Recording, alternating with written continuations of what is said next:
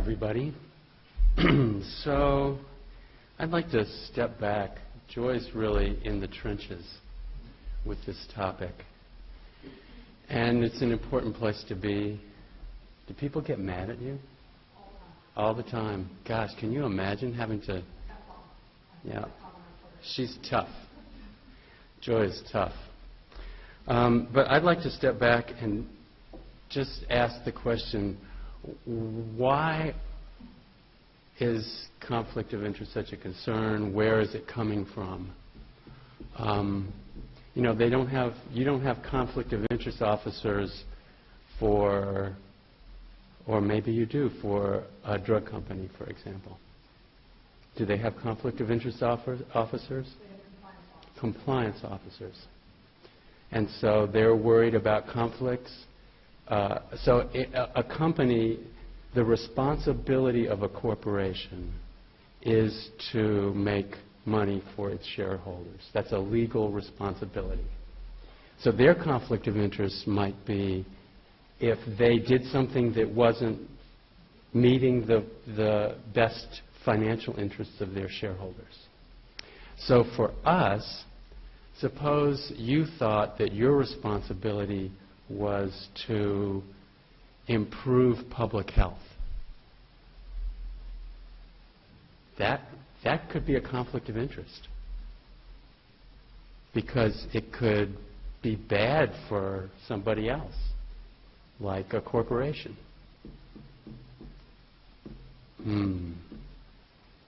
So some of you might have actually come into this field thinking that you wanted to do good for the public, but that could be a conflict of interest. So why is this? What is this part of what is this problem a part of? Well, I would argue it's a problem that is a part of the much bigger question of objectivity in science. Science is a prestigious activity.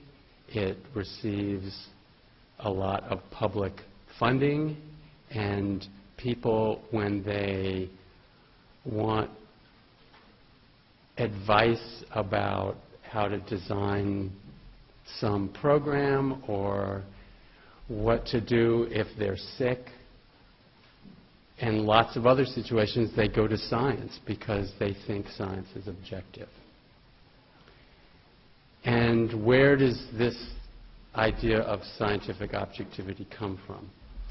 Well, it turns out that several hundred years ago, before science and philosophy had kind of drifted apart and gone separate ways, during the time period when science was trying to separate itself from religion, which is for a lot of people another place to go for something that they trust,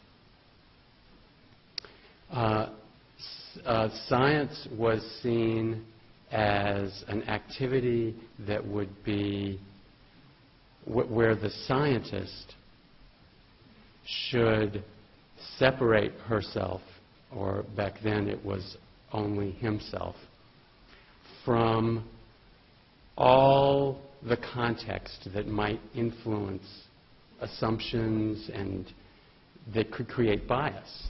So the idea was that the scientist would be above all the kinds of social and cultural values that could play a role,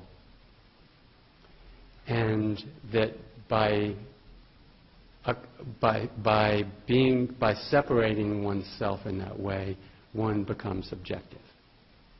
Does that sound at all familiar?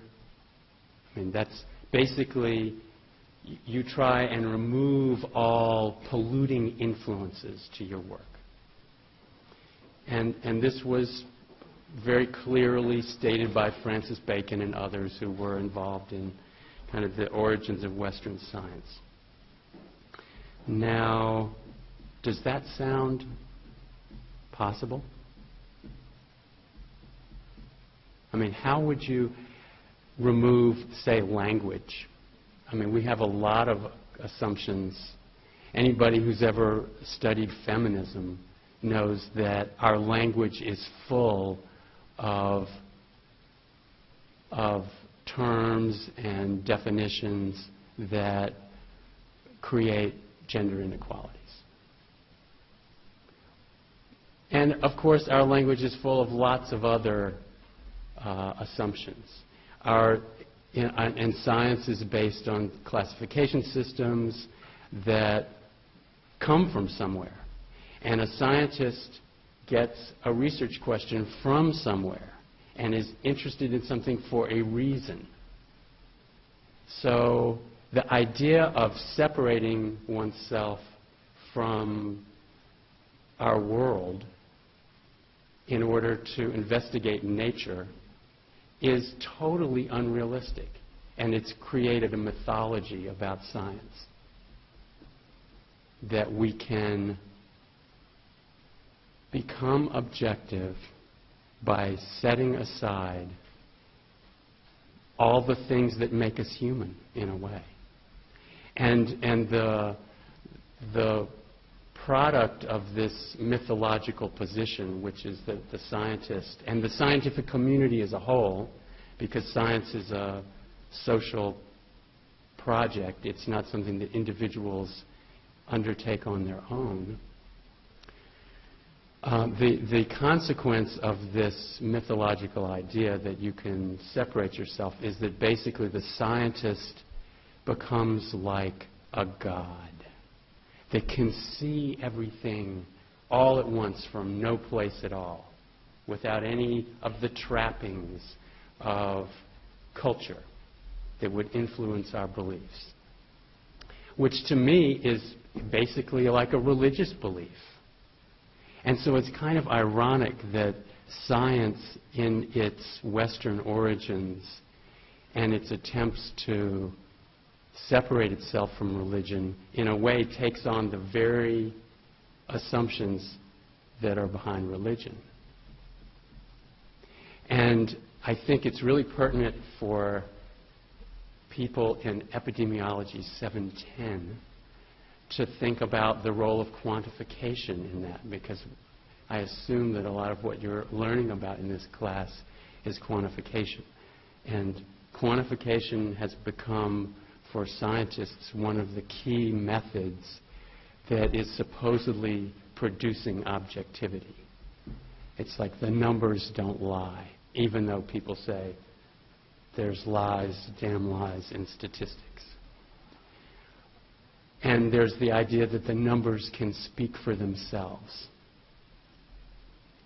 But that's not at all right, because you have to create definitions and categories and decide which numbers to collect and which numbers not to collect, and which numbers to pay attention to and which numbers not to pay attention to. And there are all kinds of value judgments made at every step of the way. And that's partly what's on Joy's list that was titled, Where Can Influence Occur? But the one thing I noticed was not on that list, where can influence occur, is in the choice of the study question. Pardon, it's on another slide you have?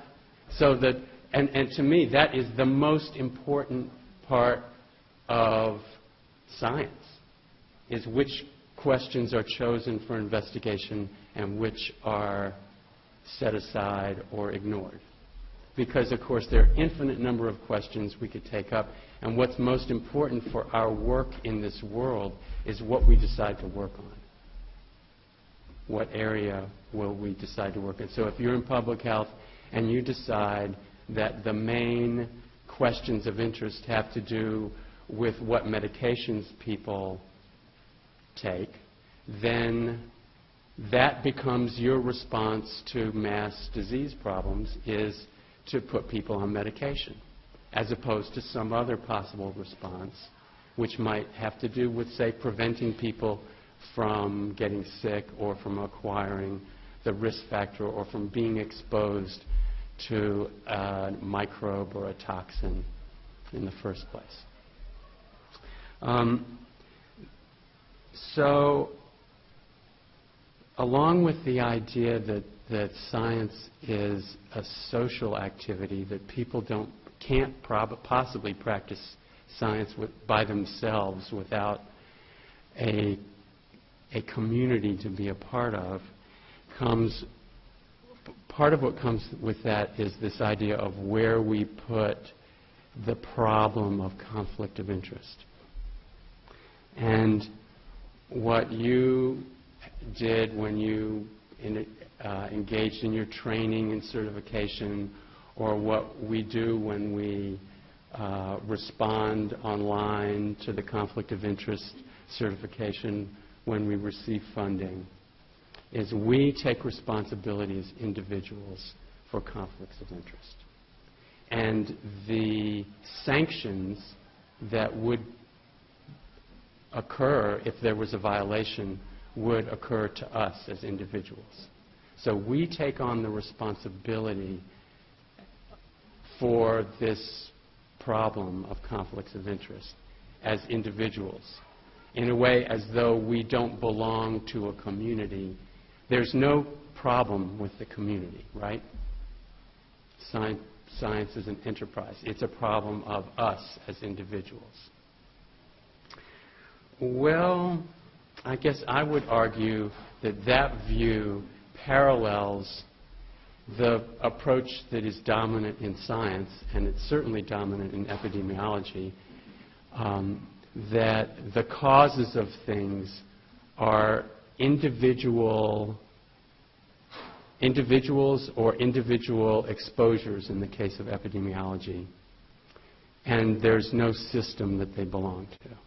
So our explanatory approach is to look at the relationship between some potentially infinitely long list of X variables and another potentially infinitely long list of Y variables. And somehow we are going to understand health and disease in populations by quantifying all these associations with as little bias as possible.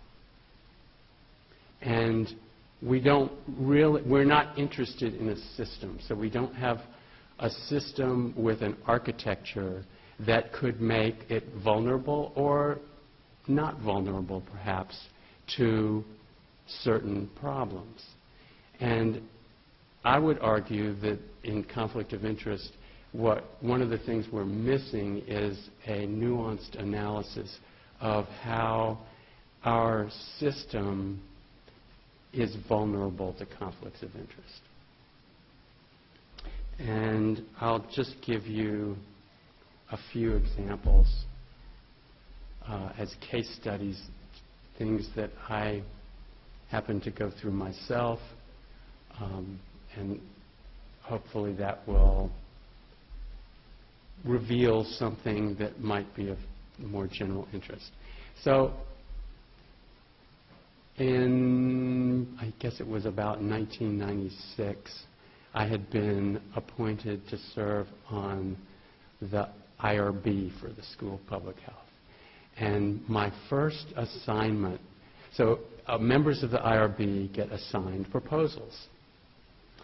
And my first assignment as the primary reviewer was a proposal that involved children as research subjects. So, of course, this proposal would receive more scrutiny than other proposals.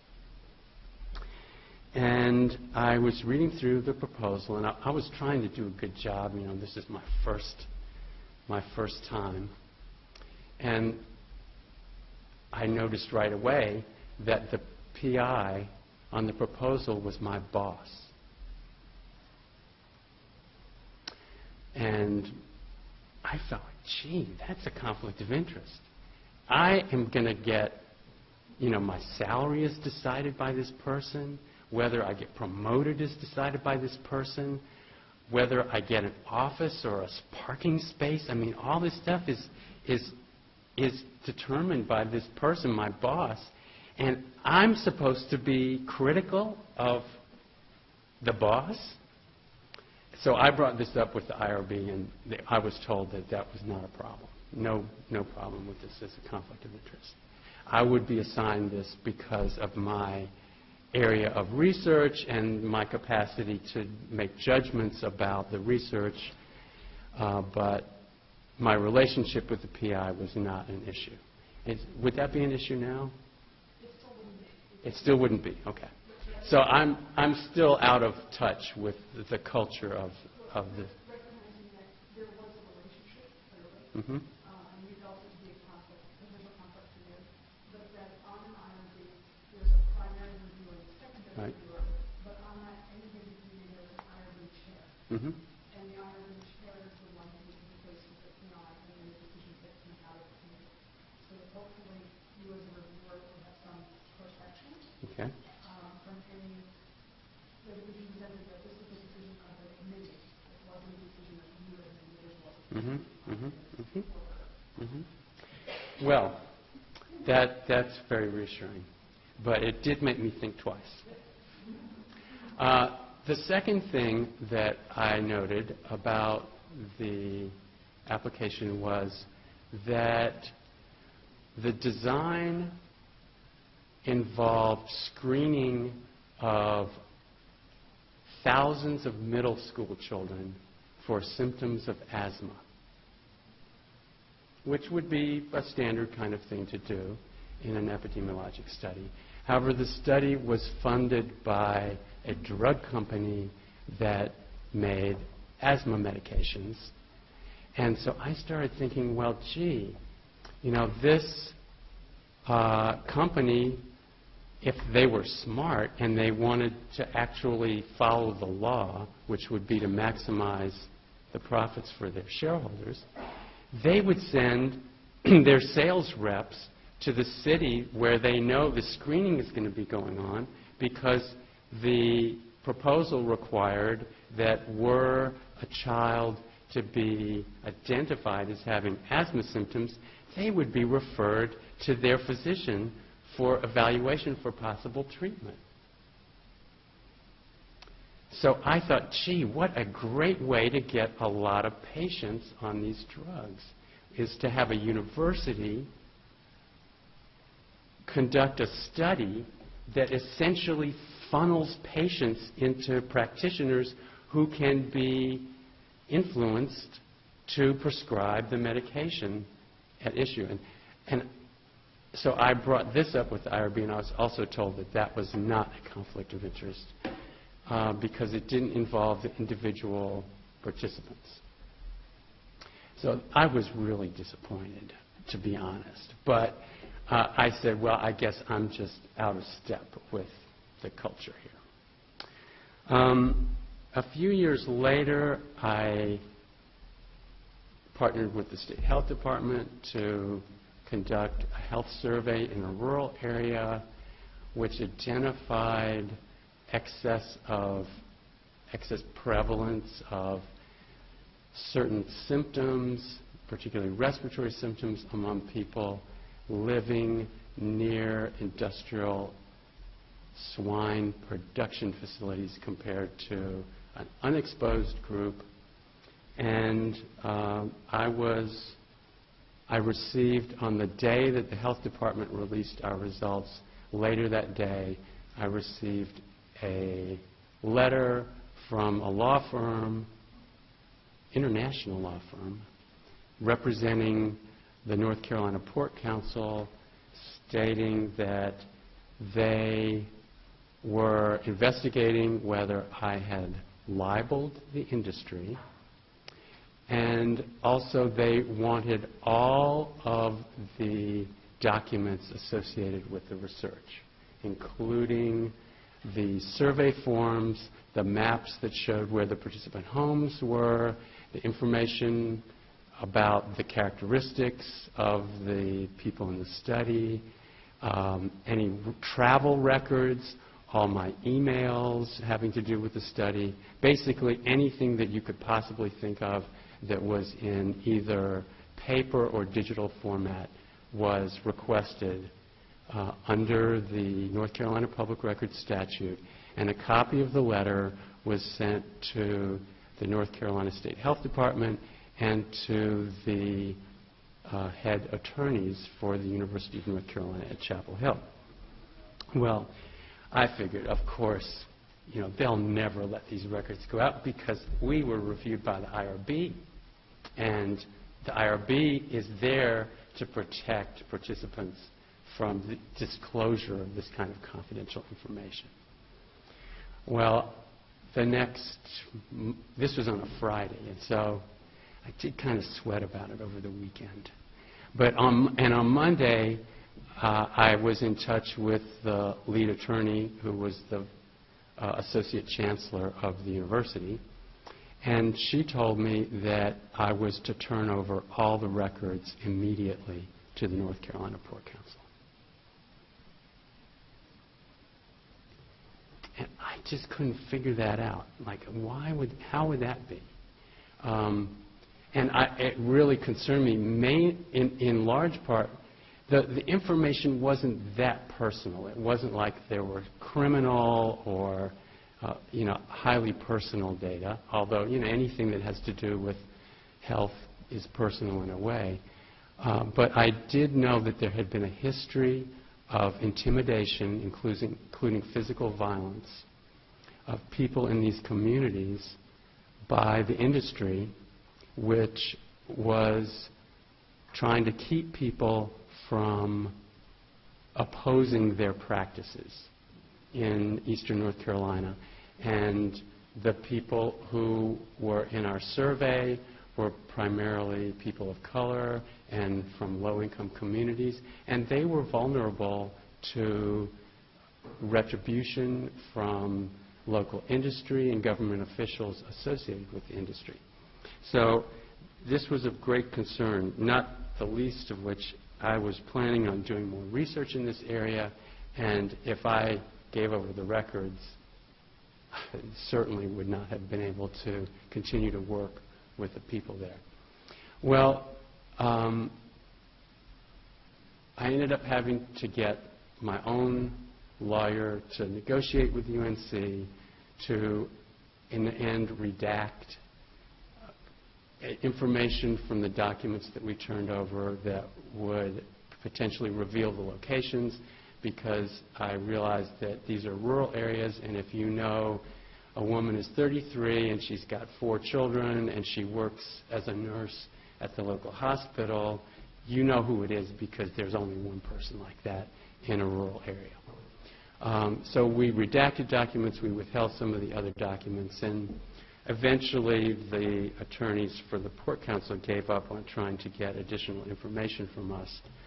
And I do believe that it's fair that they have a data set that they can check our calculations. I think that's totally fair game. But what I learned in the process also is that the university lawyer was on first-name basis with the lawyer who had written me the letter from this international firm, who was on the Board of Visitors for North Carolina State University. And I learned that there was someone from the biggest pork producer in the world and in the state at the time who was on the UNC Board of Governors. And so I began to realize, gee, my employer is not exactly clean on this issue. Can my employer protect me against threats that come from big financial interests that support the university? And I kind of decided no. And I would ask now if at this school a graduate student were to take on a topic like what are there side effects of a drug that was approved through trials run by Quintiles Transnational, if that graduate student might be discouraged from publishing the findings, or if there was a legal there were legal measures taken against that graduate student, if they would be fully represented by the school, which has a name now after the CEO of that company, and which provides a large amount of money to the school. So these are examples of how our institution is positioned. One of the goals on one of Joy's slides had to do with really growing the university, seeing the university expand and our prestige expand, and it's not just our fame and our reputation, but it's our financing. And at what point is that financing consistent with our responsibilities to the public or to ourselves or to the integrity of science and who science serves? And I don't think it's at all limited to industry. It clearly involves government, so it's not like government funding doesn't have strings attached. I work with a number of people in the federal government who feel they're under a lot of pressure from their supervisors right now, not to investigate certain kinds of health hazards and so on. So I think it is a complicated issue. It relates to the basic origins of our concept of what science is, and we all are a part of it every day. I totally agree with Joy that everybody has conflicts of interest, and I would argue that the way out is to be as open as possible and to be upfront rather than to say that we can avoid it by separating ourselves from the context.